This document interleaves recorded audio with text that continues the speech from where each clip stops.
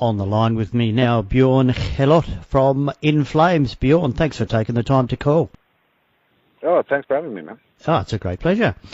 Now, you've been in the band since '95. How did that come about? How did you come about to join In Flames?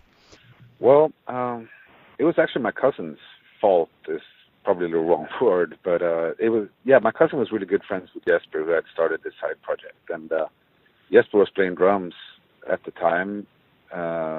And I got the job because I kind of sucked a little bit less than him. So I'm not really a drummer, but that's what In Flames needed at the time. And it was awesome for me. I had the opportunity to start writing music right away and become part of it, and that's sort of the payoff for being the drummer in a way. But nobody got more happy than me when the opportunity for me to play guitar arose. So, I'm way more comfortable doing that. What age did you start taking up both these instruments? What happened? What was the deal? I think it was probably 12, 13 when I started playing the guitar. And then we had a bunch, at least where I was living at the time, we had a bunch of youth centers where they actually had rehearsal spaces with all the things you needed. They had like guitars, amps, basses, amps, drums, everything basically. And they even arranged shows every now and then for the kids playing. And I just loved it. And it was such a cool experience that I spent all of my upbringing there basically at this youth center. So I played a lot of guitar, and drums was really cool as well. And it kind of, it's something that kind of, stuck with me, and I started working at the youth center later and helping other people to play and how to learn those different instruments. So it was kind of necessary for me to learn these things. So that's already, I was probably 15, 16 when I did that. So it was, it was awesome. Yeah. So you've been there in Flames since '95. How much has the music scene changed and evolved from your point of view in that time? Oh, the music scene? Oof. To be honest, I didn't really think about the scene when there was a scene, because we were busy playing. There was no real comparison or competition. It was just like we were just lucky being able to do what we wanted to do, our own music in our own way, in front of people that actually cared and knew about us. So I never thought about it as a scene. It's mostly times like this when you start thinking back at it, when people ask you like, how was the scene? But I think it was really, it must have been really good, because there were still venues, small enough for us to play, and other bands, Dark Tranquillity, At the Gates, all those bands also based out of Gothenburg.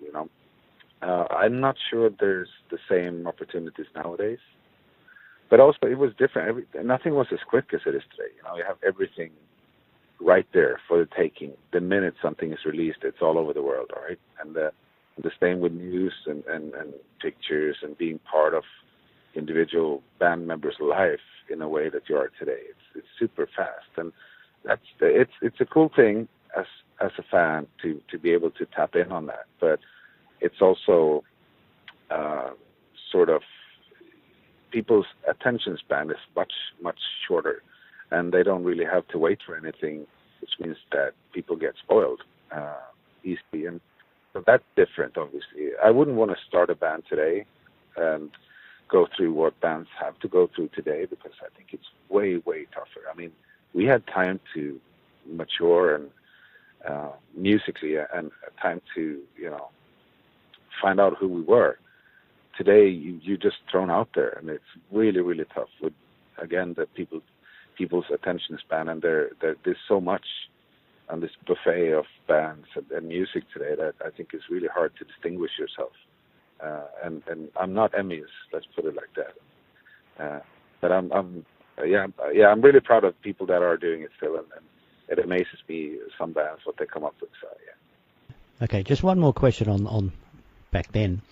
You enter In Flames into any internet search engine, and the top phrase that comes back is pioneers of melodic death metal. Now, how does that sit with you? Well, yeah.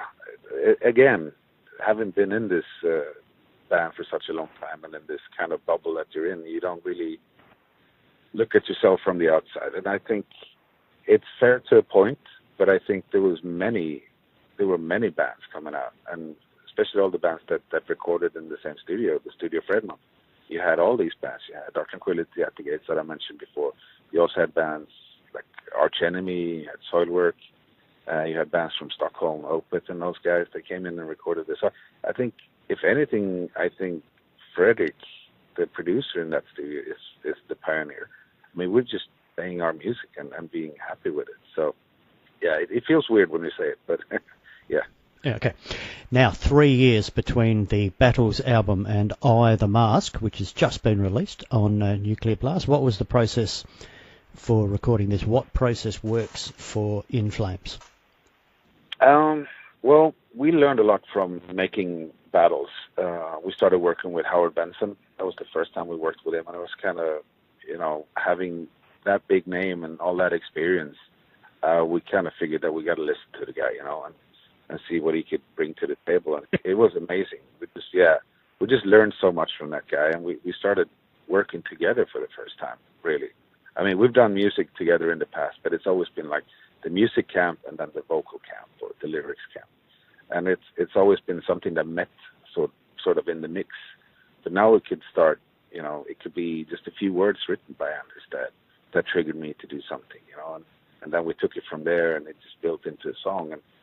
And that's something we've never done before, and Howard really, really facilitated that.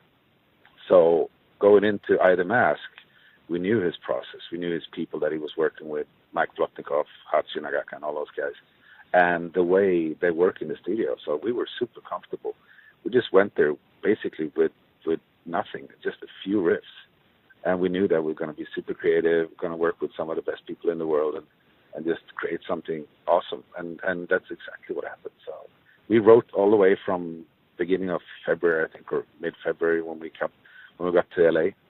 And we wrote all the way up until the last week of recording.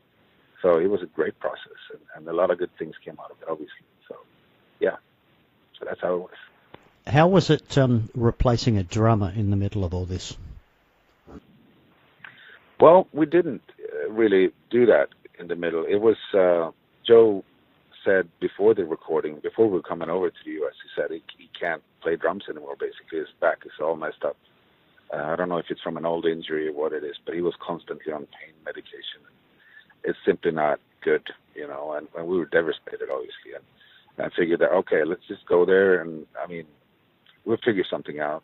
We get there. Everybody's a musician in L.A., right? So, but Joe really insisted. He said, I want to do this. I want this to be, what I do. I don't want anybody else to do it.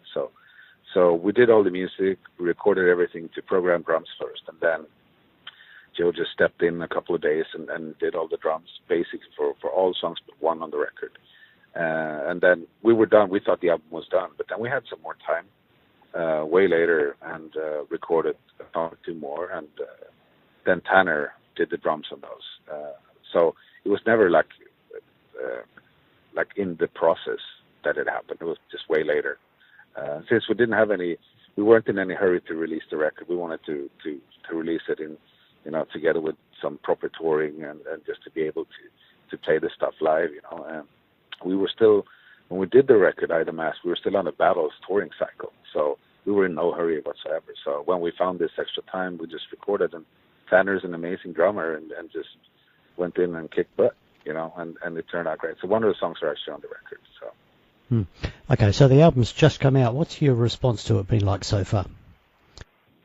Well, people seem to like it in general, and the thing is that as soon as we recorded it and mixed it and mastered it and left it to the record label, it's out of our hands, really. So we've learned throughout the years that as long as we're really, really happy with it, it doesn't really matter what people say. But obviously, it's more fun to hear that people like it than that they hate it, But it's been really good. So it doesn't really affect what we do, but so far the response has been good. The songs sound awesome live, and people really seem to get into them really quickly, and that's a good response. I take it. Yeah. What happens for In Flames now? Well, we're on the later part of a U.S. run right now, so we're going to finish this one up, and then we have some dates in the UK and France coming up right after this.